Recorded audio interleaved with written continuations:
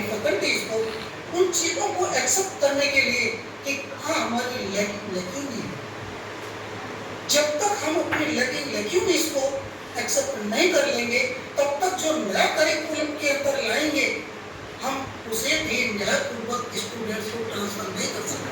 जिस चीज़ की नॉलेज हमारे पास नहीं होगी हम वो नॉलेज स्टूडेंट्स को कैसे ट्रांसफर कर सकते हैं। इसके लिए हमें अपने अंदर एक एस्पिरेशन पैदा करना होगा।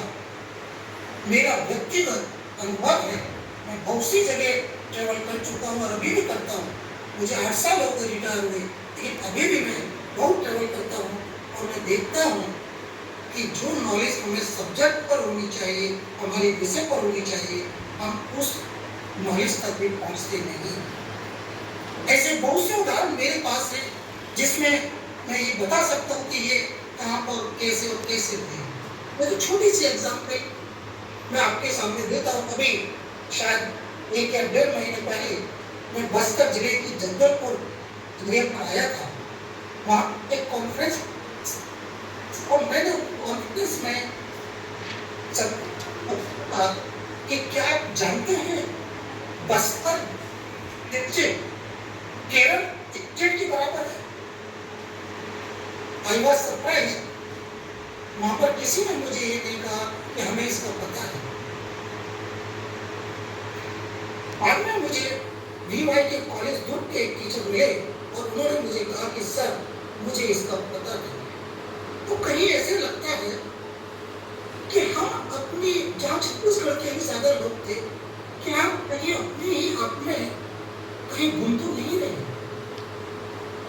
हमें क्यों नहीं पता है कि हमारा केवल एक डिस्ट्रिक्ट स्टेट का वो केरल स्टेट के बराबर है। मैं तो वहाँ दूसरी बात कही थी कि यहाँ पर अंडरग्राउंड कैंप थे।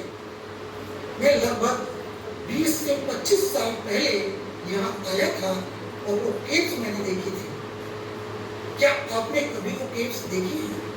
क्या आपने कभी वहाँ पर देखा कि वहाँ पर कौन कौन से एनिमल्स हैं, कौन से प्लांट्स हैं?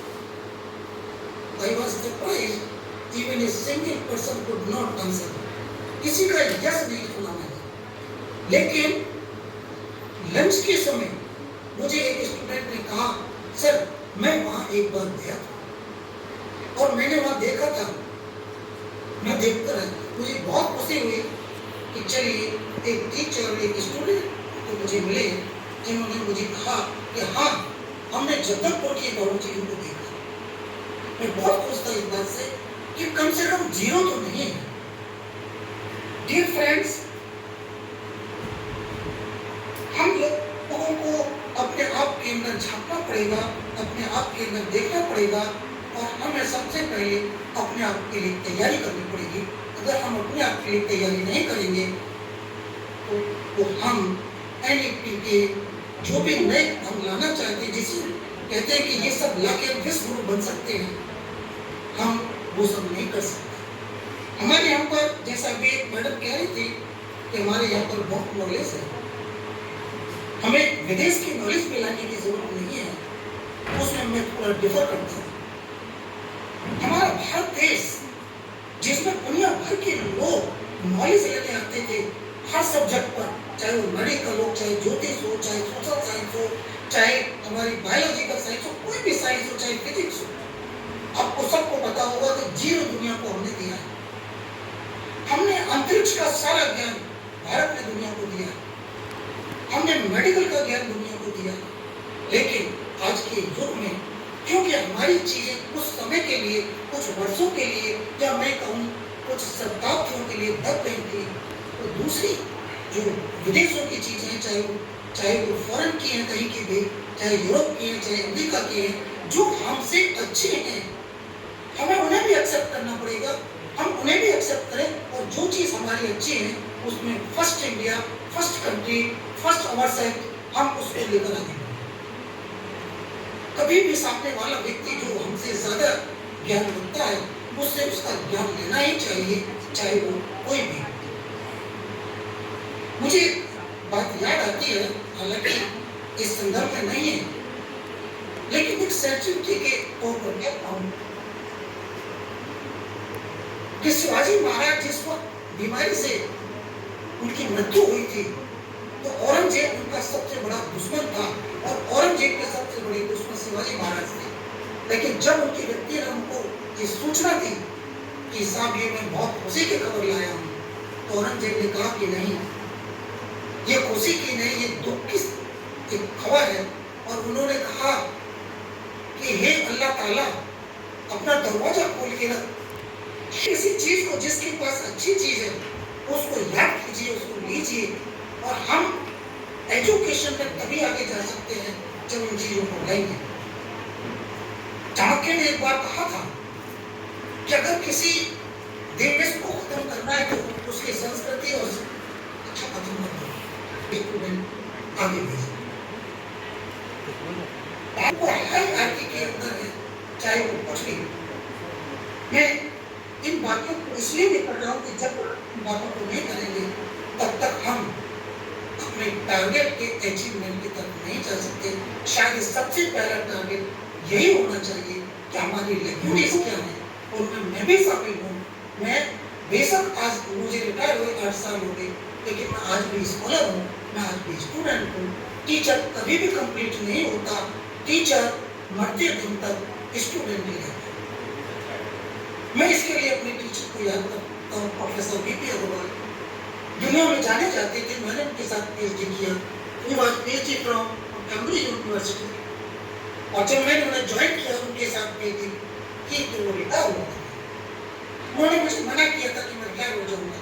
मैंने कहा कि नहीं, तुम्हारे साथ 86 की एज में जब वो एक्सपायर हुए थे तो वो कॉलेज में एक लेक्चर लेने जाया करते थे, रोजाना लेक्चर।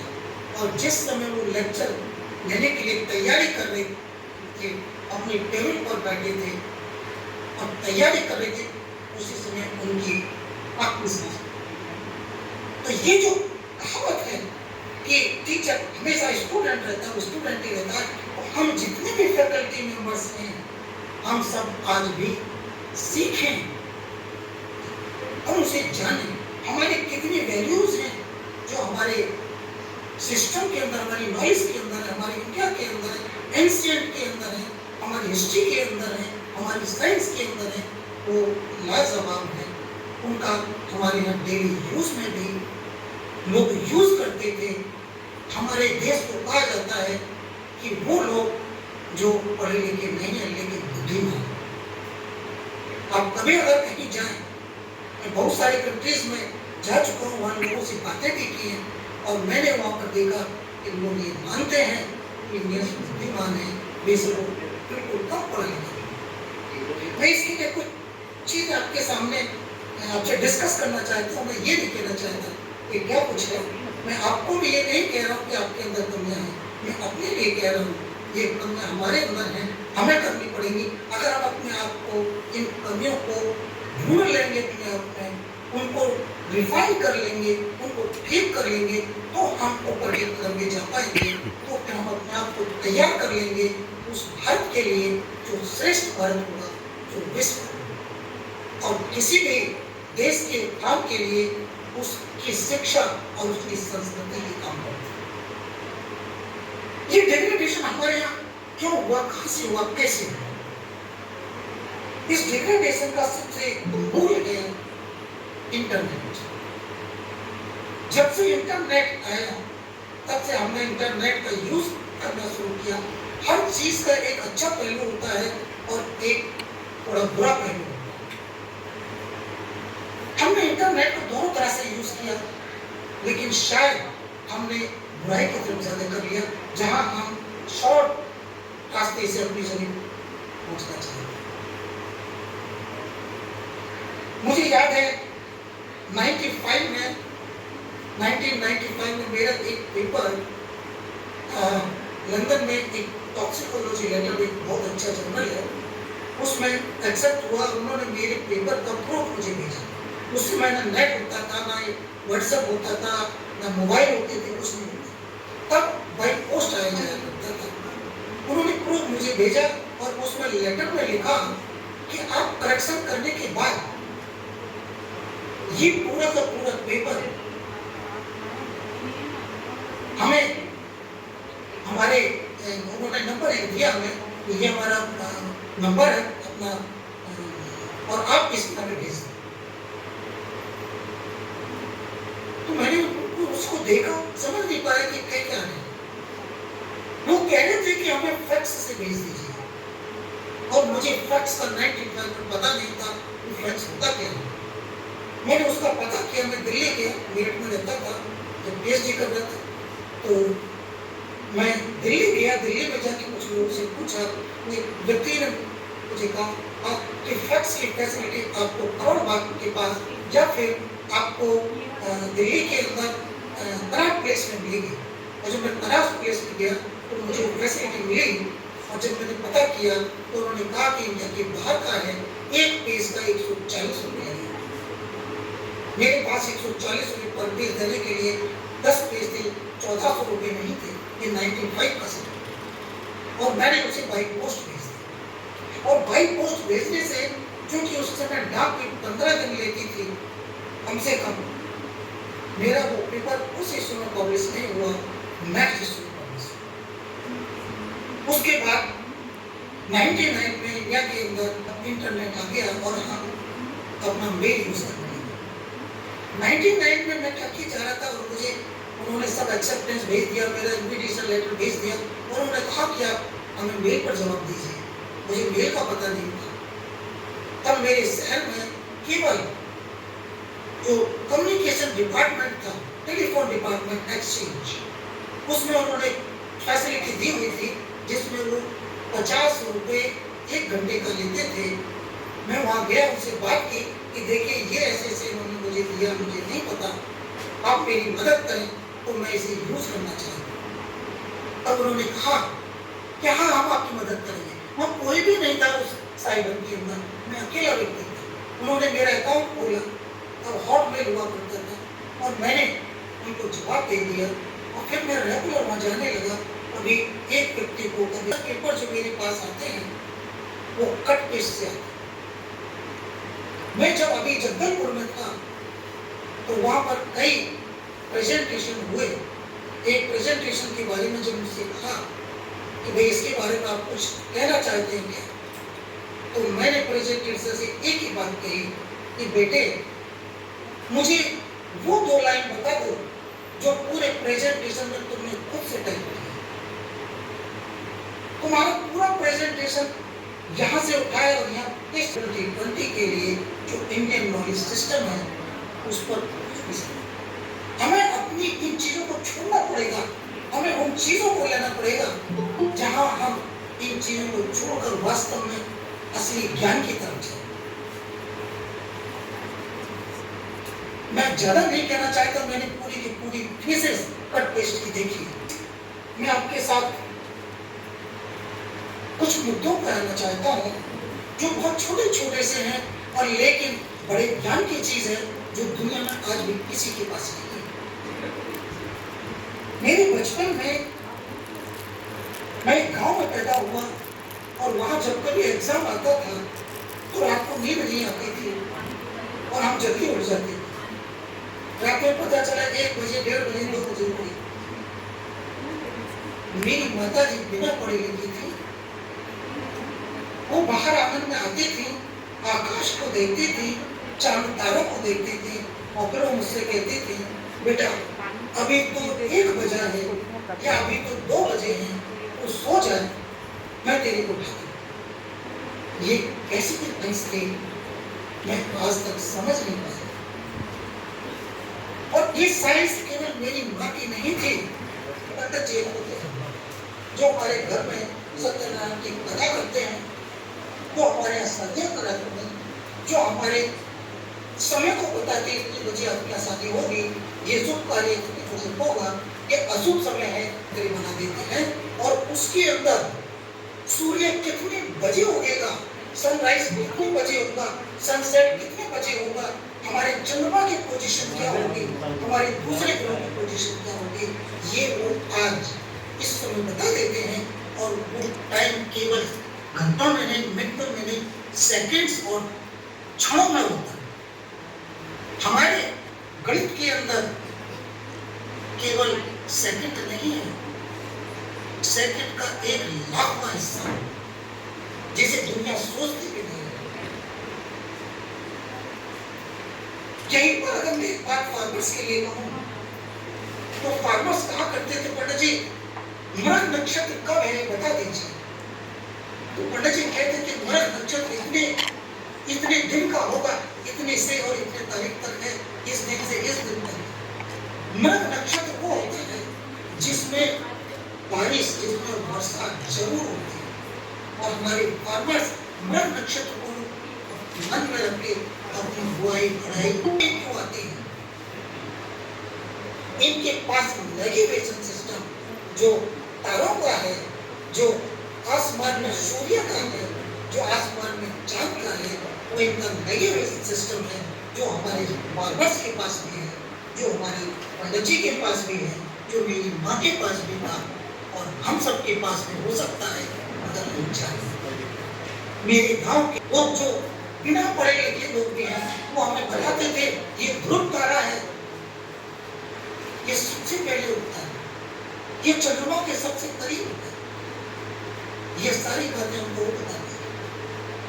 ये हमारे जो जितने भी आते हैं, हमारे सप्त ऋषि हैं, ये 7 जो हमारे तारे दिखाई दे रहे हैं, ये सप्त ऋषि हैं। ये हमारे बिना पढ़े लिखे लोग जानते थे, जो धोती कुर्ता पहनते थे। लेकिन क्या दुनिया में जो बड़े से बड़े साइंटिस्ट हैं, वो इस बात को जानते हैं? क्या वो दुनिया में किसी को बताते हैं? किसी के पास ये नॉलेज नहीं है, इसलिए हमारा भारत देश महान है। दोस्तों, हमने रडार को अपने पक्षियों से सीखा। जो रडार हमारा बना वो पक्षियों से ही बना। एक ही पेड़ के ऊपर जब 20 या 30 या 50 घोंसले होते हैं, तो चिड़िया जो सारे दिन इधर उधर भटकती रहती है, उसके पास कोई रोड बनाई हुई नहीं होती। वो शाम को दूसरे घोंसले में नहीं जाती, अपने ही घोंसले में जाती है। इसका कारण है उसका नेविगेशन। वो एक सुपरसोनिक साउंड निकालती है, जो उसके अपने नेस्ट से, अपने घोंसले से टकराती है, और वो सीधे कहीं भी हो, वहां से सीधे अपने घोंसले की तरफ आती है, और शाम को घोंसले में आ जाती है। एक बैट होती है, वो भी इसी तरह की साउंड निकालती है। आपने कभी देखा हो शाम के समय जब एक चमगादड़ उड़ के हमारी तरफ आती है, तो जैसे ही हमारे पास आएगी वो अपना रास्ता बदल देती है। हम डरते रहते हैं कि कहीं हमसे टकरा ना जाए। ये है जिसने रडार को बनाया, और सबसे अच्छा रडार अगर है तो इंडिया के पास है। यहीं पर मैं एक चीज और आपको बताना चाहता हूँ कि हमारे जो मैथमेटिक्स है, आकाश गंगा का, वो इतना प्रबल है जो आज भी दुनिया में किसी के पास नहीं है।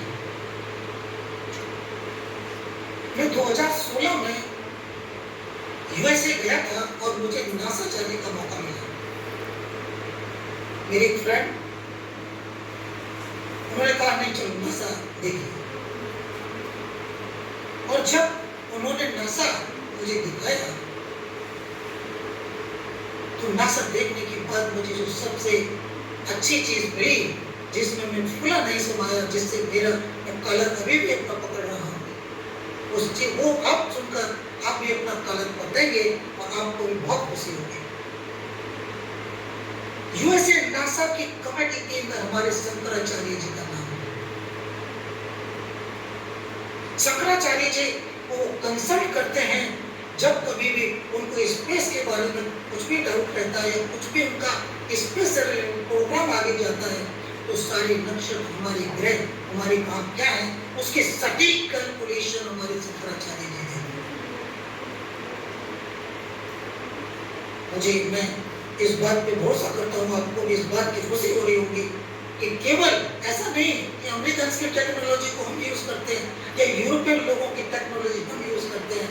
ये यूरोपियन लोग हैं, ये अमेरिकन लोग हैं जो हमारा यूज करते हैं, लेकिन उसे डिस्क्लोज भी नहीं करते।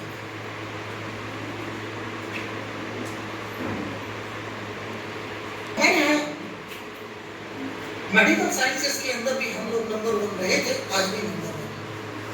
लेकिन उसके कुछ कारण ऐसे होते बीच के समय में जहां हमारा अपना मेडिकल साइंस दब कर रही है। मैं पॉलिटिकल बात को नहीं जाना चाहता हूं, लेकिन अगर कोई बात आती है तो उसका रेफरेंस जरूर देना चाहिए, अदरवाइज उसके बिना हमारी बात अधूरी रह जाती है।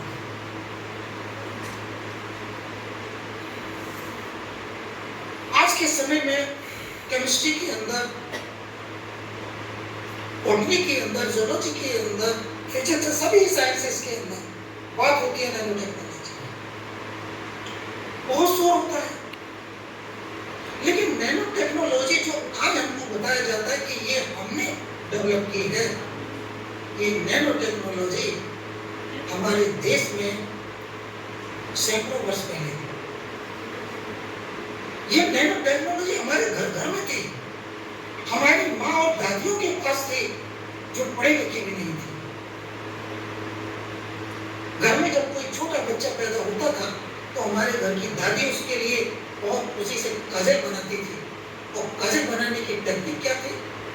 दीपक में घी डाला, उसमें रुई की एक बत्ती लगा दी और उसके ऊपर एक दूसरा दीपक रख दिया जाता था और सारी रात ये धुआं जो इसमें से निकलता था, उसका छटा हुआ धुआं, उससे फाइन रिफाइंड धुआं वो ऊपर वाले दिए में इकट्ठा होता रहता था। और पूरी रात में जो थोड़ी सी उसमें जो काली जैसी राख दिखाई देती थी, वो इतनी फाइन होती थी आपको महसूस ही नहीं होता। और हमारी दादी माँ उससे बच्चे के लिए काजल बनाती थी। मैंने भी वो काजल यूज किया, लेकिन आजकल तो हमारे डॉक्टर मना कर देते हैं काजल लगाना नहीं। तो इवन मेरे परिवार में भी जो यंग बच्चे हैं, हमारे घर में हमारी बहू बेटियां हैं, वो काजल नहीं लगाते, लेकिन हमारी आंखें शायद ज्यादा अच्छी है। एक घर में हमारी दादी बच्चों के लिए घुट्टी बनाती थी, जिसमें पान डाल दिया, उसमें थोड़ा कुछ ये डाल दिया, वो डाल दिया और कई चीजें डाल के वो घुट्टी बनाती। तो वो एक आसन होता था जो बच्चे को देते थे और बच्चे का पेट साफ करता। आज डॉक्टर मना करता है ये नहीं करना, क्योंकि अगर ये पिला दिया तो डॉक्टर के पास बच्चा जाएगा नहीं और डॉक्टर को 1000 रुपये मिलेंगे। ये छोटी छोटी चीजें थी। हमारे देश में कुछ ऐसे काम होते हैं जो दुनिया में आज भी कोई नहीं करता, कोई कर नहीं सकता। हमारे वैद्य लॉय भस्म बनाते थे, आज भी बनता है। हमारे यहाँ पर स्वर्ण भस्म बनाई जाती है, हमारे यहाँ पर चांदी की बनती है। सारी चीजें केवल इंडिया में संभव है, दुनिया में कहीं आपको किसी मेडिकल साइंस में ये चीजें नहीं मिलेंगी और इनका यूज भी नहीं मिलेगा। मेरा अपना रिसर्च वर्क टॉक्सिकोलॉजी और फार्माकोलॉजी में रहा है। मैं एक मेडिकल साइंसेस के बहुत सारी रिसर्च के साथ बहुत सारी जगहों पर जुड़ता रहा हूँ, देखता रहा हूँ और मैं बहुत ऐसे कह रहा हूँ कि आज कोई बनाए कि हम लोहे भस्म बना रहे हैं, हम स्वर्ण भस्म बना रहे हैं, हम चांदी की भस्म बना रहे हैं, ये बना रहा। आपने कभी मिठाई की दुकान पर जाकर देखा होगा कि चांदी का वर्क लगा होता है। चांदी का वर्क जो 1 फीट बाई 1 फीट का होता है, वो देख के लगता है कितना बड़ा है, लेकिन आप उसे अपनी उंगली पर लीजिए और उसको मसलते जाइए, आपको पता नहीं चलेगा कि वो कहाँ चला गया, वो कहाँ खो गया। ये नैनो टेक्नोलॉजी थी जो इंडिया के अंदर आज नहीं है, हजारों साल से चल रही है। हमारे आसन बनाए जाते हैं, वो भी सीधा एक बार है। आसन क्या है? मेरे बचपन में मेरे घर के सामने एक डॉक्टर रहते थे जो आयुर्वेद के डॉक्टर थे और वो आश्रम बनाया करते थे, बहुत सारी दवाइयां बनाया करते थे। मैं उनके पास जाके बैठ जाता था और कभी कभी उनके साथ काम भी करता। और उस समय जब उनके पास बैठता तो देखते थे दवाइयां बनाते हैं, तो मन में एक इच्छा पैदा होती थी मैं भी डॉक्टर बनूंगा। मैं देखता था वो बड़े एक ड्रम के अंदर, ये बात कम से कम 60 साल पुरानी मैं आपको बता रहा हूँ, आज की नहीं है। 60 साल पहले वो ड्रम के अंदर बहुत सारी पत्तियां लाके डालते थे, कुछ दूसरी जड़ें लाके डालते थे, कुछ और डालते थे और उसमें डालते थे लोहे की छीलन। तो घर के अंदर आप बर्तन साफ करने के लिए लोहे की वो लाते हैं, उसमें बारीक बारीक एक छोटी सी स्प्रिंग जैसी बनी होती है, ऐसी चीजें वो होती रॉ मटेरियल होता था उससे भी डाल दिए थे, सब चीजें तोड़ कर डाल दी और फिर उसे बंद कर दिया। और जब वो समय के साथ 1 महीने बाद, 1.5 महीने बाद, 2 महीने बाद निकालते थे तो वो आसन बन के तैयार होता था। और फिर वो उस लोहे की चीज को जो डाला था उसे फिर से उसका वेट करते थे, फिर से तोड़ते थे। और फिर वो मुझे याद है कहते थे मैंने इस बार ये अच्छा गया। उनके शब्द मुझे आज तक याद है, वो कहते थे इस बार ये अच्छा गया। और मैं उनकी बातों को देखता था, उनके पास बैठता था और बैठकर उनकी बोतलों को सील भी कराता था, उसके ऊपर ढक्कन लगाना, उसको सील करना। ये सब चीजें आज इंडिया पर पॉसिबल है, आपको दुनिया में कहीं आसन नहीं मिलेंगे। आप उनकी मेडिसिन खा लेंगे, उस मेडिसिन से आप ठीक हो जाएंगे, लेकिन वो तत्कालिक रिलीफ होता है, लंबा रिलीफ। हमारी मेडिसिन जो आयुर्वेद की है ये लंबा रिलीफ देती हैं, ये बॉडी के सिस्टम को ठीक करती हैं, ये बॉडी के सिस्टम को एक्टिव करती हैं। जबकि हम एलोपैथी की जो दवाइयाँ खाते हैं वो हमको वो वाली मेडिसिन देते हैं जिसमें वो कंटेंट्स हैं जिसकी वजह से हमारा वो ट्रीटमेंट कर रही है या जो हमको प्रॉब्लम है उस प्रॉब्लम को डायरेक्ट ठीक कर रही है। लेकिन हमारी बॉडी उन कंटेंट्स को तैयार नहीं कर रही। हमारी बॉडी के अंदर एक सिस्टम है जो हर चीज को, हर मेडिसिन को बनाता है, हर मेडिसिन को तैयार करता है।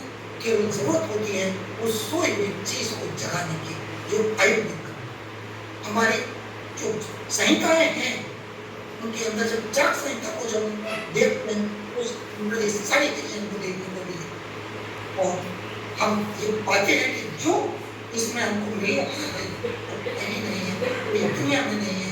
और इसीलिए हम इस गुरु बड़े तरीके से दोस्तों मैं यहाँ पर थोड़ी और चीजें आपको बताना चाहता हूँ कि एक एक करके पॉइंट्स आपने मुझे बहुत समय दिया है। जनरली 2 घंटे का समय मुझे कोई बहुत कम लोग देते हैं। आप लोग अगर सुनने के लिए बैठे रहेंगे तो मैं आपके साथ बहुत सारी बातें ऐसे भी बताऊंगा जो आपको पता नहीं है। मैं अगर हमारे रोज के खाने में जो मसाले यूज होते हैं ये सब हमारी मेडिसिन है।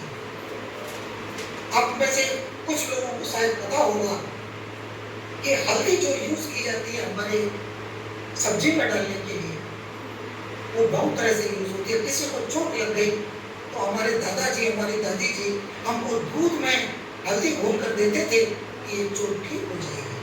अगर हमको कहीं स्किन हमारी छिल गई है हमारी ऊपर से तो हल्दी को घी में मिला के मन लगा देते थे और वो ठीक हो जाते थे, क्योंकि हल्दी एंटीसेप्टिक है और एंटीबायोटिक है। थोड़ा सा सरसों का तेल लगा दिया कि हमारी चोट ठीक हो जाती थी। और बचपन तो हमारा ऐसा गुजरा कि हम शाम को खेलने जाते थे, थोड़ी बहुत चोट लग गई, घर आके बताते नहीं थे तो वो जो बोतल ढूंढी, सरसों के तेल की बोतल ढूंढी, उसमें से तेल लिया, लगा लिया और ठीक हो गया। ये अंदर कॉन्फिडेंस था, इसलिए ठीक हो गया। हमारे ये मसालों की जब बात आई तो हल्दी को यूएसए ने अपने यहाँ पर रजिस्टर कर लिया था कि ये हमारी इजाद है, उसका पेटेंट कर लिया था। और जब इंडिया गवर्नमेंट को पता चला कि इन्होंने हमारा पेटेंट कर लिया है तो वो काम department of science and technology को कहा गया कि भाई इस पेटेंट के खिलाफ पिटीशन डालिए।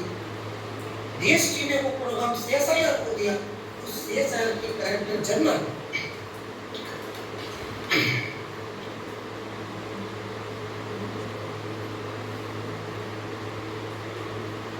ऐसा ब्रेक आपको शायद 2-3 बार मिले।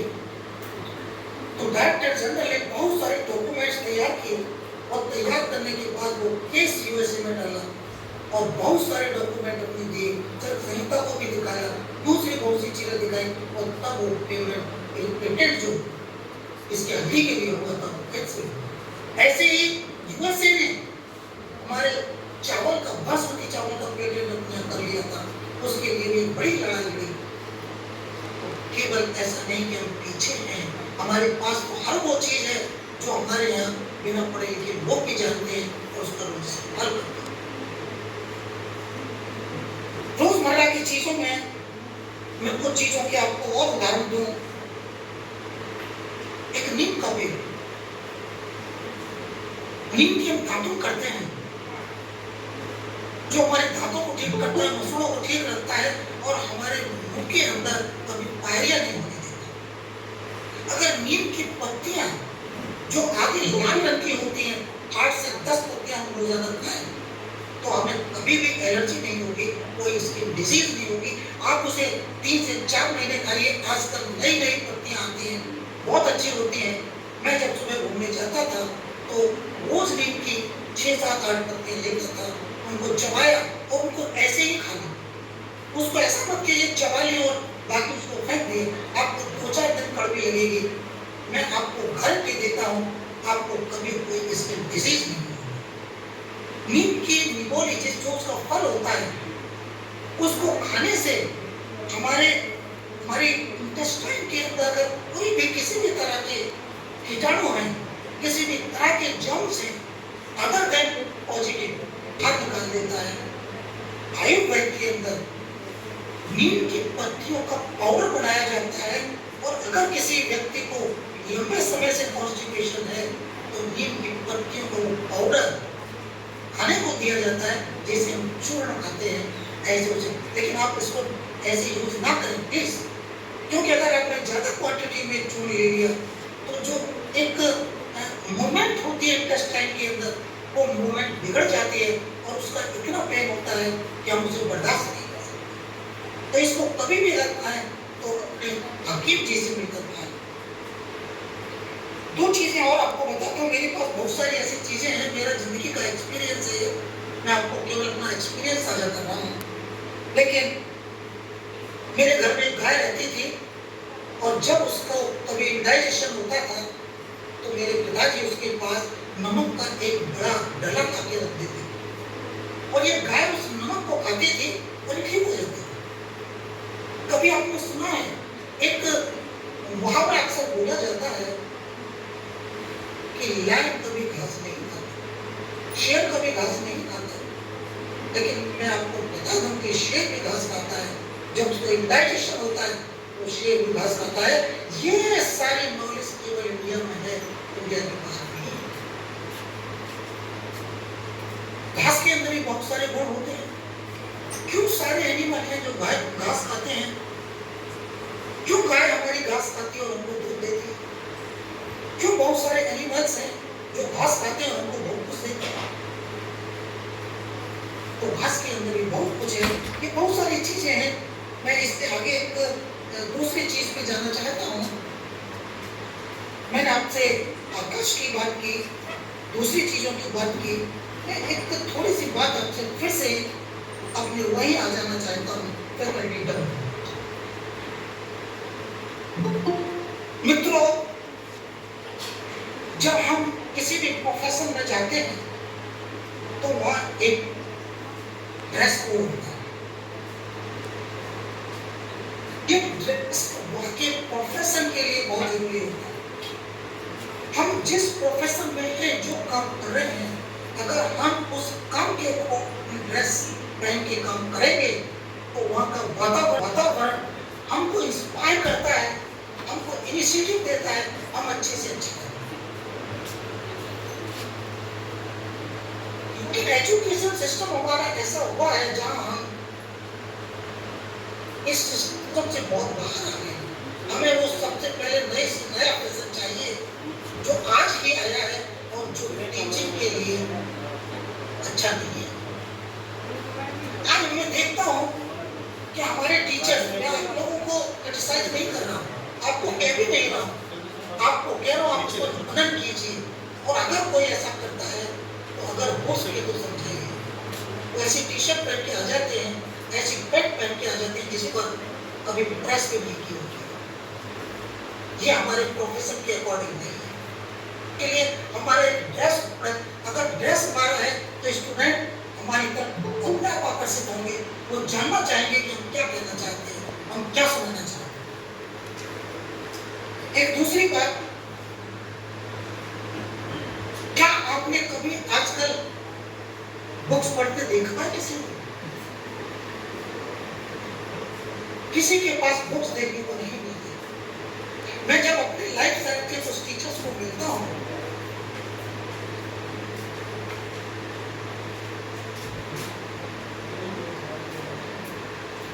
नहीं रहती। तो मुझे बुक नहीं खरीद पाते। मेरे लिए ये थोड़ा अचरज की बात। सभी के लिए है, सभी के लिए है। मैं एक टीचर ने क्या, उन्होंने तो बुलाया, जी सर आप मेरे यहाँ आइए, मुझसे काफी छोटे थे, और जब उन्होंने मुझे खाना खिलाने के लिए बिठाया तो उन्होंने मुझसे कहा कि सर ये मेरी अपनी खरीदी हुई है, उन्होंने सामने इशारा किया, ये बुक्स मेरी अपनी खरीदी हुई है। तो मैंने उनसे कहा कि ये जो बुक्स आपकी खरीदी हुई है पर्सनल, पीछे दे। बोले सर ये मेरी पर्सनल है, मैंने ये अपने आप से खरीदी है। मैंने देखा, मैं बहुत खुश हुआ कि जब बेशक 1000 लोग हों, मैं हर एक से आके मिला के अपना लेक्चर देता हूँ। तो ये मेरे अंदर कमी है। जब मेरा लेक्चर खत्म होता है और मैं अगर वो आपके पास हूँ तो आप बाद में मुझसे कुछ क्वेश्चन पूछ सकते हैं, कुछ क्लैरिफिकेशन ले सकते हैं, लेकिन ऑनलाइन तो ये सब नहीं होता। तो फ्रेंड, सबसे बड़ी बात ये कि आज लाइफ साइंस के अंदर या केमिस्ट्री जिन लोगों ने पढ़ी, आप में से कितने लोग हैं जिन्होंने प्रोफेसर आर.एन. गोपाल की बुक पढ़ी? जो जूलॉजी बॉटनी लाइफ साइंस के हैं, अगर उन्होंने आर.एन. गोपाल की बुक नहीं पढ़ी है तो समझिए उन्होंने कुछ नहीं पढ़ा, उन्होंने इसको छोड़ दिया। आर.एन. गोपाल वो प्रोफेसर है जिन्होंने जूलॉजी बॉटनी के लिए सबसे पहली बुक लिखी। और मुझे फख्र है, अगर कोई मुझसे मेरा इंट्रोडक्शन पूछे, आपको जो बहुत सारा मेरा बताया गया, अगर मैं वहाँ होता तो आपको केवल इतना बताता कि I am student of professor R N. Gopal, S. Verma, doctor S. Qasim. आप में से कितने लोग हैं जिन्होंने डॉक्टर कासिम साहब का नाम सुना? मुझे लगता है शायद 1-2 लोग हो सकते हैं, लेकिन डॉक्टर कासिम इस देश के वो साइंटिस्ट थे जो पहली बार अंटार्कटिका पर गए। अंटार्कटिका पर जाने वाले पहले व्यक्ति। हम उनके बारे में क्यों नहीं जानना चाहते? हम दूसरे तो सबके बारे में जान लेते हैं। हम अमेरिकन साइंटिस्ट की बात करते हैं, यूरोपियन साइंटिस्ट की बात करते हैं, हम अपने लोगों को नहीं जानते। डॉक्टर कासिम ने वहाँ पर इंडिया का रिसर्च स्टेशन बनाया और मुझे अपने आप पर फख्र है कि मैं उनका स्टूडेंट हूँ। दोस्तों, ये सब बातें हो रही हैं, होती रहेंगी बहुत सारी, लेकिन मुझे एक बात याद आती है बनस्थली यूनिवर्सिटी का, जो जयपुर से लगभग 100 किलोमीटर अभी राजस्थान में है। ये ऐसी यूनिवर्सिटी थी जिसमें जब प्रोफेसर्स की, टीचर्स की और दूसरे किसी भी व्यक्ति की कोई ऐड आती थी, अपॉइंटमेंट के लिए कोई बात होती थी, तो उसमें लिखा होता था ऐड में कि आपका ड्रेस कोड ये, अगर महिलाएं हैं तो आपको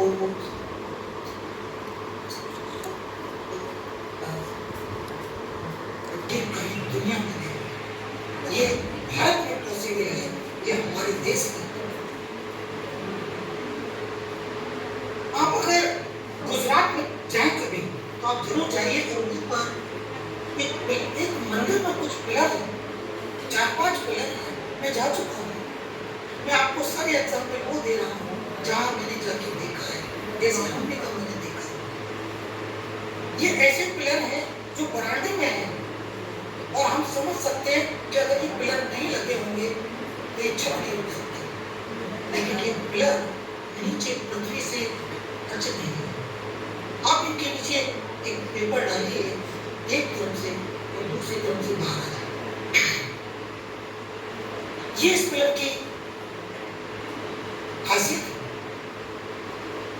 एक बारह खंभा कहा जाता है, 12 खंभे मंदिर के पास बने हैं। 12 खंभे,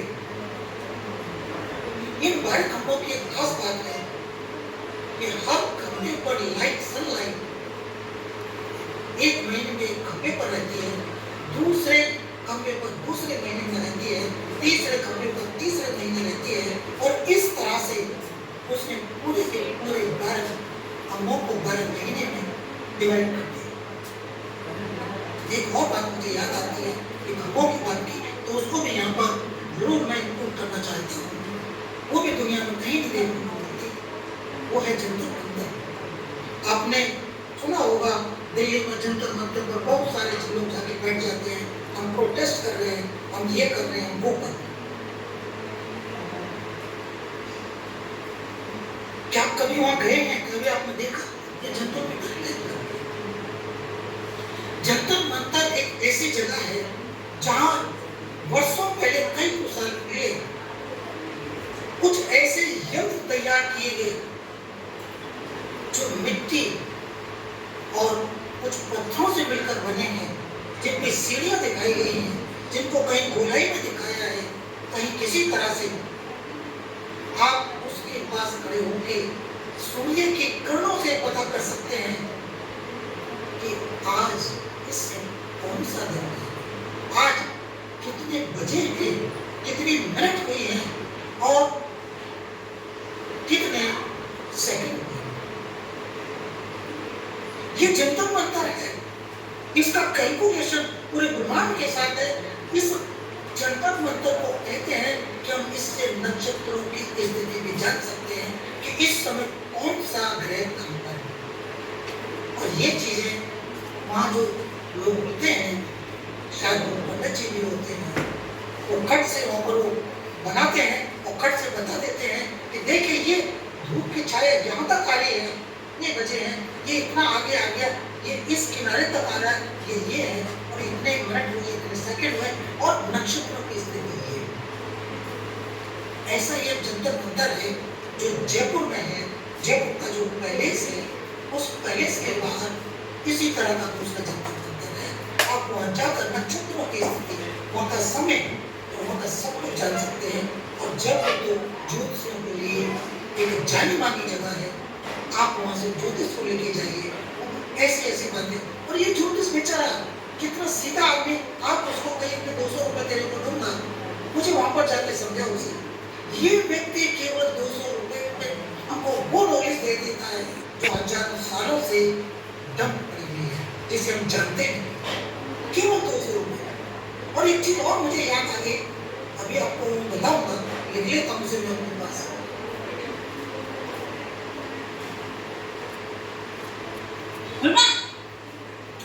ये जो चीजें हैं, ये ऐसी चीजें हैं जहां आप एक पूरी के टेम्पल की बात मुझे याद आती है। मैं पूरी गया था 4-5 साल पहले, तो वहां पर क्योंकि हम लोग जाते हैं तो सारी बात पता करने के लिए हमें किसी व्यक्ति को वहां पकड़ना पड़ता है। वो कहीं पंडा होते हैं, कहीं वो प्रोफेशनल लोग होते हैं, कहीं किसी को गाइड कहते हैं। तो वहां पर ज्यादातर जो पंडे हैं वही गाइड होते हैं, और वो बहुत ही सीधे लोग होते हैं। उनको 200-400 रुपए दीजिए, वो सारी बातें हमको बता देते हैं, मंदिर में दर्शन भी करा देते हैं 4-5 सब। उन्होंने मुझे कहा कि साहब इस मंदिर की छाया कभी भी नीचे नहीं आती। छाया मंदिर की जो उसका नीचे का पार्ट है केवल वहीं तक रहती है, नहीं होती है तो कभी ना कभी हमारी छाया दूर तक जाती है। तो मैंने उनसे कहा कि ऐसा कैसे हो सकता है? तो मैंने उनसे कहा कि कल मैं दिन में आऊंगा, अभी शाम हो गई है, और दूसरे दिन में मैं गया, उनका नंबर आज तक भी मेरे पास है। अगर आप लोगों में से कोई चाहे तो मैं, आप मुझे बताइएगा, आपको भेज दूंगा। तो उन्होंने दूसरे दिन मुझे दिखाया कि देखिए अभी ये टाइम हुआ, ये छाया इधर साइड में है, लेकिन मंदिर के नीचे जो उसका बेस है वहीं तक। मैं वहां बैठा रहा, 1 घंटे बाद देखा तो भी वो छाया नहीं घूम रही थी, उसके बेस के पास ही घूम रही। मंदिर का ध्वज वो विपरीत दिशा में अपनी मूवमेंट दिखाता है। जिधर से हवा है, जनरली होता है जिधर हवा का डायरेक्शन है कोई भी मूवमेंट उधर होता है, लेकिन इस मंदिर में जो झंडा लगता है उसका मूवमेंट अपोजिट साइड में होता है। किस लिए है? इसका झंडा बहुत लंबा होता है, बहुत ऊंचाई पर लगाया जाता है, मंदिर के ठीक ऊपर जाता है शिखर, रोज चेंज होता है, और ये कपड़ा कोई अलग नहीं होता। वहां पर रोज कम से कम 100 छोटे झंडे और एक बड़ा झंडा लगता है। जो 100 झंडे रोज उतरते हैं शाम को, वो वहीं पर लोग खरीद लेते हैं। वो 20-20, 30-30, 50-50 रुपए में वो सबको बेच देते हैं। जो व्यक्ति ऊपर जाता है अपनी जान को जोखिम में डालकर ये वो बेच देता है। लेकिन जो बड़ा झंडा होता है ये जिस समय रथ यात्रा आती है उस समय बेचे जाते हैं, इनकी बोली लगती है। और मुझे सुन के बड़ा हैरानी भी हुआ कि एक झंडा लाखों में लोगों की श्रद्धा है। तो ये पुरी के मंदिर की छाया क्यों नहीं आगे जाती? इसमें क्या कैलकुलेशन डाला है हमारे आर्किटेक्ट्स ने? हमारे आर्किटेक्ट इतने होशियार थे इतने साल पहले। अभी 13 मई को 0 शैडो दिन था। जिस समय छाया नीचे हमारी नहीं आती, हम जब खड़े होते हैं तो छाया हमारे नीचे ही रह जाती है, वो दूर नहीं जाती। ये 13 मई 13 तारीख की बात है। अभी समझे कि ये महीना अभी हुआ नहीं, अभी मई चल रहा है। 13 मई यानी कि 15 दिन के लगभग अभी हुए हैं, 15 दिन के नहीं हुए। तो उसे हम 0 शैडो डे कहते हैं और उसको मनाते हैं, पूरे दुनिया में मनाते हैं। आज 0 शैडो डे है, सबको भेजते हैं मैसेज, मैंने भी मैसेज भेजा था। लेकिन ये मंदिर में तो 0 शैडो डे डेली है। तो ये जो हमको पाश्चात्य लोगों ने दिया है, जो पश्चिम के लोगों ने हमें दिया कि आप 13 मई को 0 डे होता है, 0 शैडो डे होता है, इसे मनाइए। हम ये 0 शैडो पूरे के टेम्पल को रोज देखते हैं।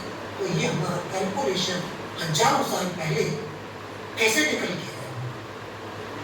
इनके पास डिग्रियां नहीं थी, ये पीजी नहीं थे, पोस्ट ग्रेजुएट नहीं थे, ये पीएचडी भी नहीं थे, ये दूसरे भी नहीं थे। ये बड़े सीधे लोग थे जिनके पैरों में चप्पल भी नहीं होती थी। ये धोती पहनते थे, कुर्ता पहनते थे और ऐसे सटीक कैलकुलेशन करते थे कि रोज 0 शैडो डे बन जाता। आप कोणार्क के टेम्पल में जरूर जाइए। यदि पुरी जाते हैं तो पुरी और कलकत्ता के बीच में कोणार्क आता है, भुवनेश्वर के पहले। कोणार्क का टेम्पल देखिए, कोणार्क के टेम्पल में जो रथ बना है उसके पहिए में 24 लाइनें लगी हुई हैं, जो 1 घंटे को बताती है और दूसरी आधे घंटे को बताती है। और उसके बीच में भी लाइनें, छोटी छोटी लाइनें हैं जो हमारे मिनट्स को बताती है। इतने सालों पहले ये कैसे घटित हुआ? हमारे पास वो ज्ञान है, उनके पास नहीं था जो ना आज। मैंने आपको मेडिकल साइंस की बहुत सारी चीजें बताई। मैं एक उदाहरण आपको और देता हूँ। एक बार वो हमारे हिस्ट्री में लिखा है, आपने भी पढ़ी होगी, मैंने भी पढ़ी है। वो हिस्ट्री में ये है कि हमारे यहाँ के एक हमारे जो बादशाह थे तो उनको खलीफा कहते थे। मैडम आप मेरी बात सुनेंगे तो शायद आपको एक पॉइंट मिल जाएगा, तभी आप उसे बताएंगे। बातें करने के लिए बहुत समय है, आप मेरे लेक्चर के बाद भी बात कर लीजिएगा। ये खलीफा जो बादशाह थे ये बीमार हो गए और इनके हकीम हुआ करते थे। हकीम लोगों ने बहुत सारी दवाइयां बनाई, इनके चेकअप किए, बहुत कुछ किया और वो ठीक नहीं हुए। जब वो ठीक नहीं हुए तो लोगों ने उनसे कहा कि साहब एक हकीम साहब हैं, अगर आप वो हकीम साहब को बुला के दिखाएंगे तो आपको जरूर ऐसी दवाई देंगे कि आप ठीक हो जाएंगे। लेकिन उस समय जो एक खलीफा या बादशाह होते थे, इनकी एक बड़ी अच्छी बात होती थी कि ये बीमार हो गए और किसी ने दवाई दी, ठीक हो गए तो उसे ये बड़ा इनाम देते थे। लेकिन ठीक नहीं हुए तो ये उसको मृत्यु दंड भी दे देते थे। तो प्रॉब्लम ये थी कि हकीम साहब को कहीं मृत्यु दंड ना मिल जाए। लेकिन खलीफा जो थे, बादशाह थे, मैं नाम नहीं ले रहा हूँ, आप लोगों को शायद याद आ जाएगा। उन्होंने वैद्य को बुलाया, वैद्य ने आके देखा, चेकअप किया और उन्होंने कहा कि शाम को आप अपना आदमी भेज दीजिए, मैं दवाई बनाने दे दूंगा। लेकिन खलीफा ने कहा कि भाई मैं आपके हाथ की बनी हुई दवाई नहीं खाऊंगा। बोले साहब दवाई नहीं खाएंगे तो ठीक कैसे हो, दवाई खा लीजिए। बोले नहीं, मुझे दवाई आपकी ऐसे नहीं खानी है, लेकिन आपको ठीक भी करना पड़ेगा क्योंकि आप कह रहे हैं कि आपको मेरा मर्ज, मेरी बीमारी पता चल गई। तो वह चीज कहा कि ठीक है, आज से 3 दिन बाद मेरे पास अपना भेजना, मैं उसे समझा दूंगा कि क्या करना है, आप वो करना और आप ठीक हो जाएगा। 3 दिन बाद व्यक्ति गया, बच्चे को मिला और बच्चे ने उसे कुरान दी। क्या आप अपने बादशाह को कहिए इस कुरान के 20 पेज रोज पढ़ें और पढ़ने के पहले अपने हाथों को साफ पानी से धो लें और धोने के बाद अपने हाथों को झटक दें, एक्स्ट्रा पानी निकल जाए, इसको कपड़े से पोंछें। ये व्यक्ति बड़ा हैरान था कि क्या कुरान पढ़ने से ठीक हो जाएंगे? क्या कुरान के अंदर ही सब कुछ है? और कुरान ही पढ़ के ठीक होना था तो बादशाह सलामत कैसे ठीक हो जाते? बादशाह को अल्लाह की कुरान दी गई, बादशाह से कहा गया 20 पेज रोज इसके पढ़े इस तरह से, और बादशाह रोज उसके 20 पेज पढ़।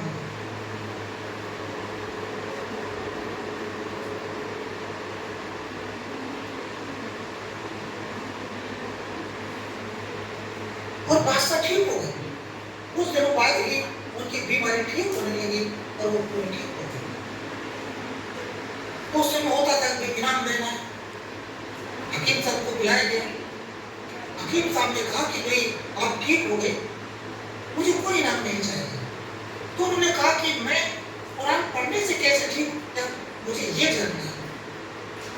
और हकीम साहब जो सीधे साधे थे, उन्होंने कहा कि कुरान तो एक मीडियम था आपको ठीक करने का, आप कुरान से नहीं मेरी दवाई से ठीक करें।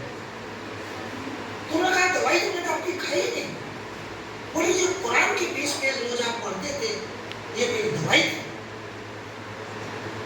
मैंने अपनी मेडिसिन को इस कुरान के बेस पे लगा दिया था और उसे सुखा दिया था, और जब मैंने ये कहा कि आप हाथ धोकर कुरान को पढ़ें और अपने हाथों को कपड़े से न पोंछें, तो जो गीला होता था आपकी उंगली, उससे मेरी मेडिसिन आपके अंदर जाती थी।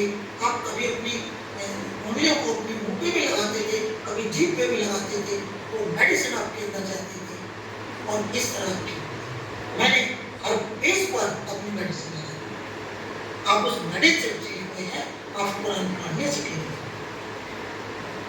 और ये बादशाह इस बात को जानकर कि ये लोग इतने बुद्धिशाली हैं, इनके पास इतना नॉलेज है, और फिर जब उन्होंने पता किया तो उन्हें पता चला कि नालंदा यूनिवर्सिटी के अंदर ऐसा बहुत सारा साहित्य है जो कहीं नहीं है। वहां पर बहुत सारे ग्रंथ हैं, और ये बादशाह ने नालंदा यूनिवर्सिटी को आग के घेरे में डाल दिया। रिपोर्ट्स बताती है कि नालंदा यूनिवर्सिटी की लाइब्रेरी, जिसमें लगभग 2.5 लाख से 3 लाख आज से लिखे हुए ग्रंथ थे, जो मेडिसिन के बारे में भी थे, जो चरक के भी पाठ थे, जो अंतरिक्ष की जानकारी देते थे, जो दुनिया की बहुत सारी चीजों को बताते थे, इन सब चीजें, ये सारे हमारे ग्रंथ, सारी चीजें लगभग 6 से 8 महीने तक ये लाइब्रेरी जगती रही, और हमारा एक बड़ा साहित्य उसके अंदर जग के राख हो गया। ये इंडिया की पहली यूनिवर्सिटी थी जिसमें पूरी दुनिया के लोग पढ़ने आते थे। उसके अंदर वो साहित्य था, उसके अंदर ऐसी जानकारियां दी जाती थी, ऐसी बातें दी जाती, दुनिया में कहीं भी नहीं। मैंने पढ़ा नहीं, लेकिन मुझे कभी किसी ने बताया था कि चाइना के कुछ लोग इस नालंदा यूनिवर्सिटी में पढ़ने आए थे, और जब वो यहाँ से वापस तिब्बत तक पहुंचे तो उन्होंने तिब्बत में बैठकर ये लिखना शुरू किया कि जहां हमने जीवन गुजारा वो जीवन शायद अब दोबारा हमें नहीं मिलेगा। और उसमें उन्होंने बहुत सारी चीजों का जिक्र किया, और उन्होंने कहा कि वो जगह है जो स्वर्ग भी है, और जीने के लिए केवल स्वर्ग पृथ्वी पर नहीं है, ये बुद्धिमानों की वो एक ग्रुप है, एक जगह है जो दुनिया में कहीं नहीं। नहीं जानता कि ये जिस व्यक्ति ने मुझे बात बताई वो कितनी सही थी और कितनी गलत। लेकिन इतना जरूर मैं जानता हूँ कि हमारी जितनी भी चीजें हैं वो मैथमेटिक्स के ऊपर, हमारी साइंस सबसे बड़ा जिस चीज पर टिका हुआ है वो हमारा मैथमेटिक्स है। हम चाहे जियोलॉजी में रिसर्च करें, चाहे बॉटनी में करें, चाहे केमिस्ट्री में करें, बिना मैथमेटिक्स और बिना स्टैटिस्टिक्स के हम कुछ नहीं कर सकते। और मैथमेटिक्स हमारे यहाँ का सर्वोपरि रहा है। जीरो मैथमेटिक्स हमने जीरो दी थी, बाद में यूरोप कहता रहा जीरो तो हमने निकाला है, जीरो तुमने कहाँ से दे दिया। जब हम कहते हैं कि महाभारत में 16 अक्षय सेना थी श्री कृष्ण जी की, तो क्या बिना जीरो के बता दिया था? जीरो तो थी, जीरो हमारी ही बताई हुई है, लेकिन हमने उसको प्रोपेगेंडा नहीं किया। ये दूसरे लोग प्रोपेगेंडा करके अपने आप को बड़ा बताते हैं। हमारे यहाँ की रिसर्च, हमारे यहाँ की देन वो ये लेकर गए और बहुत सारी चीजें ऐसी हैं जो ये खुल रही हैं, जिनकी बातें आ रही हैं कि ये चीजें किस किस तरह से हुई और किस किस तरह से चली। मैं एक बहुत छोटी बात कहता हूँ, वैदिक मैथमेटिक्स। और मैथमेटिक्स की बात आई तो मुझे याद है मैथमेटिक्स। आपसे मैंने कहा था कि मैथमेटिक्स के बारे में आपको एक बात बताता हूँ। आप सबके पास मोबाइल है, आप सब फेसबुक पर जाते हैं। आजकल आपको एक ऐड देखने को मिलता है, उस ऐड में दिया हुआ है वैदिक मैथमेटिक्स पढ़िए। 500 रुपए का कोर्स है एक हफ्ते का। ये वैदिक मैथमेटिक्स मैंने ज्वाइन किया था आज से लगभग 20 साल पहले। और 20 साल पहले जब ये दो व्यक्ति आए थे नागपुर से जलगांव में, और उन लोगों ने कहा आप हमें सिर्फ 50 रुपए दीजिए। 20 साल पहले, शायद 20 से 22-23 साल हो गए, तो मैं भी उसमें गया। ये वैदिक मैथमेटिक्स एक ऐसी पद्धति है जिसमें बड़ी से बड़ी संख्या आप सेकंड्स में सॉल्व कर सकते हैं। जो होती थी ना हमारे मैडम होती थी, एक जिनको कंप्यूटर वुमेन बोलते थे, क्या नाम था उनका? मैडम आपको याद आई शायद, क्या शकुंतला देवी। शकुंतला देवी जब वो कहते थे कंप्यूटर लेने गया, उनको जब हम कोई कहते थे कि इतने को इतने से गुणा कीजिए, क्या इसका आंसर आएगा, तो फट से बता दें। वैदिक मैथमेटिक्स कुछ उसी तरह का है। आप बड़ी से बड़ी उनको दीजिए कि ये इतनी संख्या है, इसको जोड़िए, इसको बढ़ाइए, इसको गुणा कीजिए, तो उसका जैसे हम गुणा करते हैं, मान लीजिए कोई ऐसी संख्या है जिसमें 4 डिजिट है और नीचे 4 डिजिट से उसको गुणा करना है, तो उनको 4 बार करते हैं और फिर उसको जोड़ते हैं। उसमें ऐसा नहीं करना पड़ता, उसमें पहली लाइन के अंदर ही पूरा रिजल्ट है। आजकल फेसबुक पर उसका ऐड चल रहा है। और मैं आपको एक और बात बताता हूँ, ये 500 रुपए का कोर्स आता है। इस हफ्ते अगर आप उसका पेमेंट करते हैं और सीखते हैं तो 49 रुपीज। ये हमारा मैथमेटिक्स का जो सेकंड्स में हम कहते हैं कि हमारे जो पहले ऋषि मुनि होते थे, सब होते थे, ये सेकंड्स में कैसे बता देते थे। इनके पास वैदिक मैथमेटिक्स था और वो वैदिक मैथमेटिक्स ये सेकंड्स में उसको बताते थे क्या हो गया, क्या रिजल्ट आ गया। ये जो सारी की सारी कल्पना हमको लगती हैं कि हमारा, क्या आप जानते हैं कि स्पेस के अंदर पृथ्वी की कक्षा में जो हमारा सैटेलाइट है वो कितनी स्पीड से उड़ता है? हम यहाँ उसका हिसाब लगा सकते हैं, साइंस के बस का नहीं है सब, क्योंकि वहाँ बहुत सारे ग्रह हैं, बहुत सारे नक्षत्र हैं। आप सुनते होंगे कि हमारे बहुत सारे पंडित जी, हमारे गुरु से ज्योतिष, हमारे ज्योतिषाचार्य, वो कहते हैं कि आज से 6 महीने बाद, आज से 1 साल बाद इतने बजे एक तारा टूटेगा और उसका पुंजक तारा इस जगह गिरेगा। क्या सटीक कैलकुलेशन दुनिया में किसी के पास नहीं। हमारा जो सैटेलाइट है उसमें हर आधा घंटे में रात होती है और हर आधा घंटे में दिन होता है। 30 मिनट की रात और 30 मिनट का दिन। ये कैलकुलेशन में सटीक कैलकुलेशन हमको अगर मिलती है तो हमारे आकाश गंगा में सब कुछ है। वो जो कैलकुलेशन वो मैथमेटिक्स से मिलता है, जिसके बिना ये सारी चीजें बेकार है। मैं एक प्लीज मेरी बात को आप अदरवाइज ना लें। एक मेरे मन में अभी एक बात आई मैथमेटिक्स और कैलकुलेशन की। आज हमारी पढ़ाई लिखाई हमारी एजुकेशन हमको बहुत बहुत बना रही है। अगर हम बाजार में कभी सब्जी लेने जाते हैं और कोई सब्जी अगर 60 रुपए किलो है और वो 60 रुपए किलो वाली सब्जी को निकाल किलो तोल दो, अब ये 1 किलो नहीं आई है, 850 ग्राम और ये 60 रुपए किलो की। तो आज हम पढ़े लिखे लोग ये हिसाब नहीं लगा पाते कि ये 850 ग्राम सब्जी कितनी की है। आप में से बहुत सारे लोग 150 ग्राम कितने की होगी, कितने पैसे कम करने, शायद आप में से तो बहुत से लोग इसका हिसाब नहीं लगा पाए। हम पढ़े लिखे लोगों को बेटा बहुत सारी मैं उनकी बहुत रेस्पेक्ट करता हूँ जो लेडीज सब्जियां बेचती है कि अरे आदमी लोगों से बढ़ के लोग काम कर रहे हैं, उनकी बहुत रेस्पेक्ट करता हूँ। लेकिन आप देखिए कैसी विडम्बना है पढ़े लिखे लोगों की और कैसे कम पढ़े लिखे बिना पढ़े लिखे। आप बाजार में जाइए और आप कहिए कि भाई ये चीज दे दीजिए, आपने वो उसको दी, मान लीजिए कोई चीज 80 रुपए या 70 रुपए किलो है, अब आपने उसको दे दी। अब ये जो चीज थी 70 रुपए किलो की, ये 1 किलो 50 ग्राम हो गई। तो वो लेडी कहती सर थोड़ी ज्यादा है, और वो बांट उसने अपना बांट रख दिया 50 में, सर ये ज्यादा हो गई है, ये 70 रुपए किलो 80 रुपए दे दी। हम प्रोफेसर हो गए ये हिसाब नहीं लगा पाते कि 50 ग्राम ज्यादा थी, ये 3.5 रुपए की जो बढ़ी, हम उसको 80 रुपए दे दिया रहते हैं, इसलिए ठीक है सब। हम लोग बहुत ही शुद्ध लोग हैं, बड़े सीधे हैं।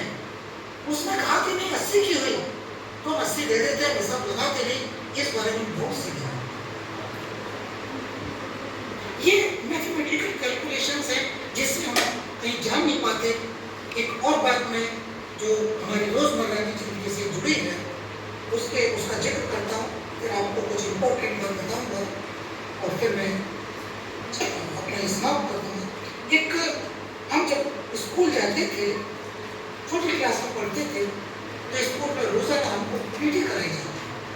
पीटी होती थी हमारा फिजिकल एक्सरसाइज, हमारा व्यायाम। और उसमें मुझे आज तक याद है 15-16 तरह की पीटी होती थी जो हमें स्वस्थ रखती थी।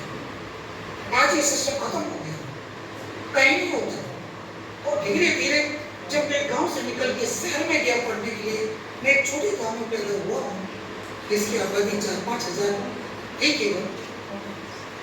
और फिर उसके बाद में जब वहाँ से 10th पास कर लिया तो मेरे पिताजी ने कहा कि अब तुम यहाँ से बाहर जाओ पढ़ने के लिए। हालांकि मेरे गाँव में एक 12th तक का कॉलेज था, लेकिन पिताजी ने कहा कि नहीं अब पढ़ना है तो तुमको दूर जाना पड़ेगा, नहीं तो तुम यहाँ दोस्ती करोगे और फिर दोस्तों के साथ खेलोगे ज्यादा, पढ़ोगे कम। सबकी सोच थी उससे। मैं मेरे खा गया, मेरे बड़ा शहर था, घर के लोगों ने, पिताजी ने, मेरी माँ ने सबने समझा के भेजा, देख चुकने के बाद बाहर नहीं रहना। लोग पकड़ के ले जाते हैं बच्चों को और फिर छोड़ते नहीं है। और ये बात हमेशा याद रहती थी। उस समय ऐसा भी नहीं था कि कहीं आप खाना खा सकते जाकर, अपने आप खाना बनाना पड़ता था, अपने आप ही खाना। पास करके बैठ गया, एक रूम में किराए पर रहता था और वही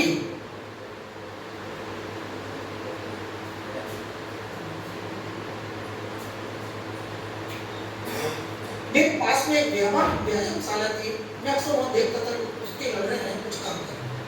मुझे मैं 11th क्लास में वहाँ पर पहली बार गया तो वहाँ ना प्रे हुई और ना वो व्यायाम कराया। तो मुझे बड़ा अजीब लगा और मैंने इस चीज को कहाँ जोड़ा कि शायद गांव और शहर का सिस्टम है, गांव में व्यायाम सिखाया जाता है और शहर में नहीं सिखाया जाता। उस दिन का दिन था कि मैं कभी कॉलेज में व्यायाम नहीं देख सकता। मैं बाबा रामदेव जी को प्रणाम करता हूँ, उन्होंने मुझसे छोटे हैं लेकिन मैं उन्हें प्रणाम करता हूँ। इसके लिए प्रणाम करता हूँ कि उस व्यक्ति ने, वो बहुत पढ़ा लिखा व्यक्ति नहीं है, लेकिन उसने योगा को जिंदा किया, जो इंडिया का एक विशेष व्यायाम का सिस्टम और ये व्यायाम का सिस्टम केवल व्यायाम का नहीं था, शारीरिक रूप से अच्छा रखने के लिए नहीं था, इसमें मेडिटेशन भी था, इसमें हमारे बहुत सारे रोग हम व्यायाम में ठीक कर लेते हैं।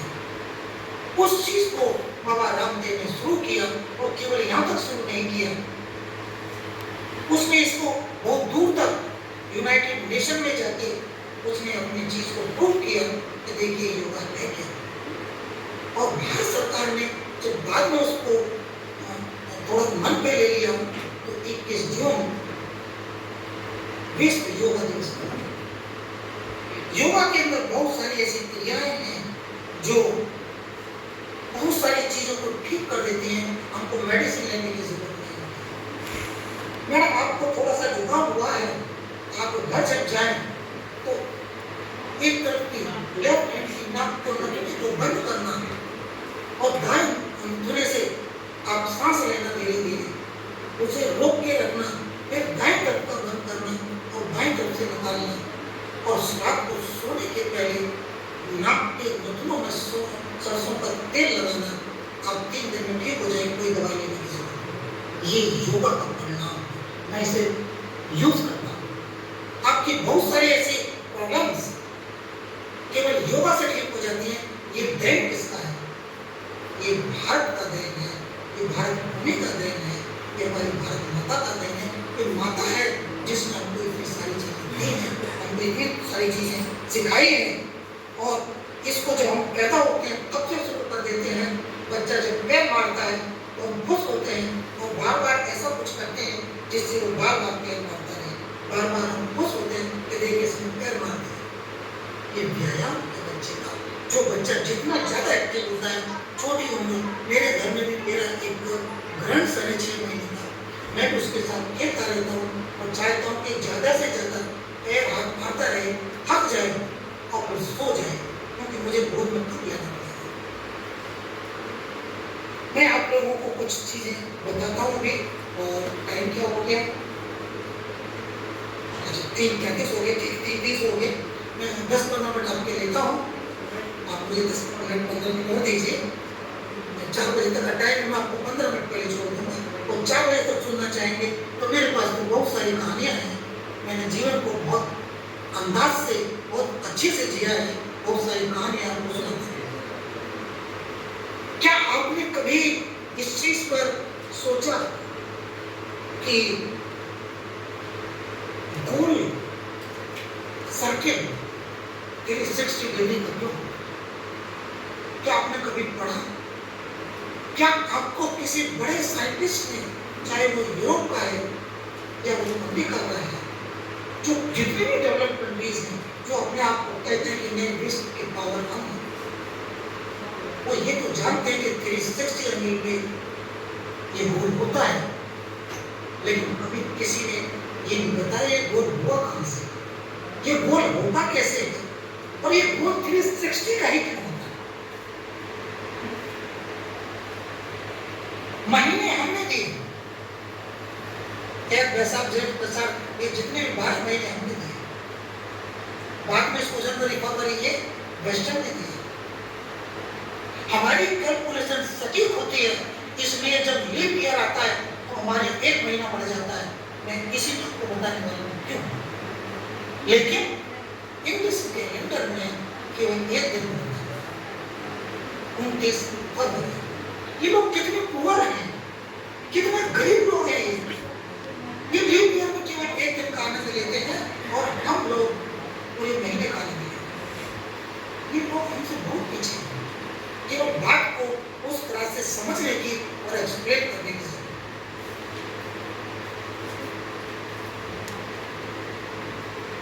हमारे यहाँ डिस्टेंस के लिए माइक्स चला करता था, कितने मील है, और फिर इन लोगों ने हमारे यहाँ हमारे सेब को, वजन वाले सेब को प्रोग्राम में बदल दिया और हमारे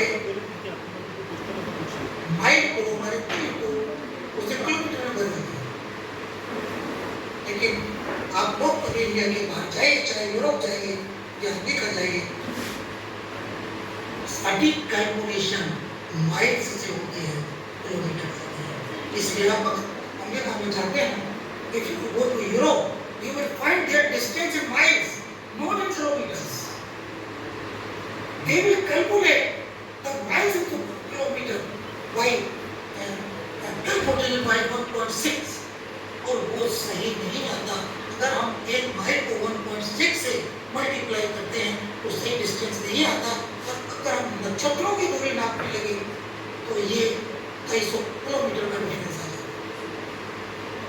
मैं यहीं पर इसकी बात आपको एक बताता हूँ।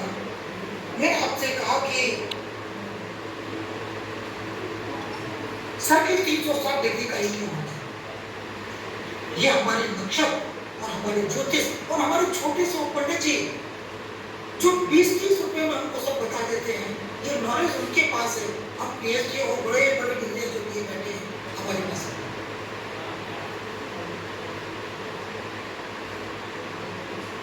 ये 360 का इसलिए आता है, आप सब जानते हैं कि सूर्य का चक्कर पृथ्वी लगाती है और पृथ्वी का चक्कर चंद्रमा लगाता है। पृथ्वी सूर्य का एक चक्कर लगा तो 1 साल लेते हैं, इसलिए 1 वर्ष होता है। और 1 वर्ष में 12 महीने क्यों होते हैं? कभी आपको किसी ने बताया नहीं बताया, क्योंकि चंद्रमा पृथ्वी के बारे चक्कर लगा 12 चक्कर।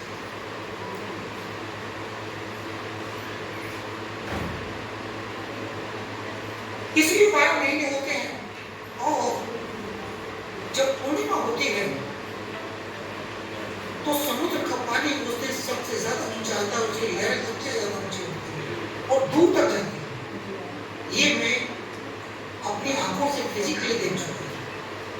मैं एक बार गोवा गया था और गोवा के बीच पर हम शाम को गए, दिन छिप रहा था, तो वहाँ एक छोटी सी दुकान थी जिसमें चाय वगैरह बिस्किट ये सब थे।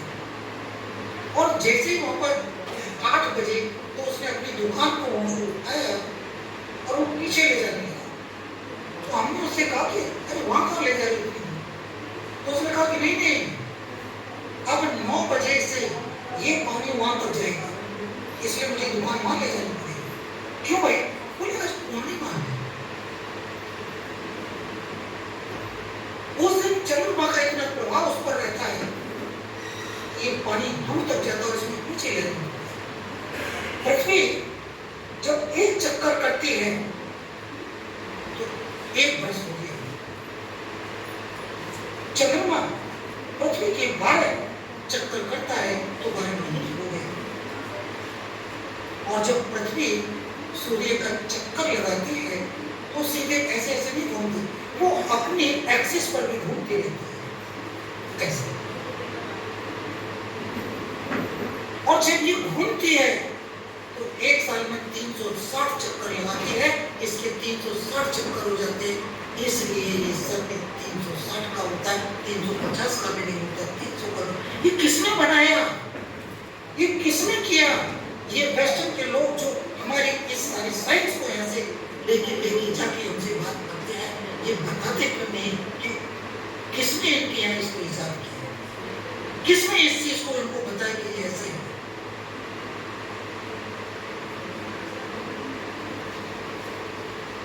ऐसी बहुत सारी चीजें हैं हमारे यहाँ पर, चाहे वो कोई भी धर्म है, हम लोगों के यहाँ कुछ ऐसी चीजें होती हैं जो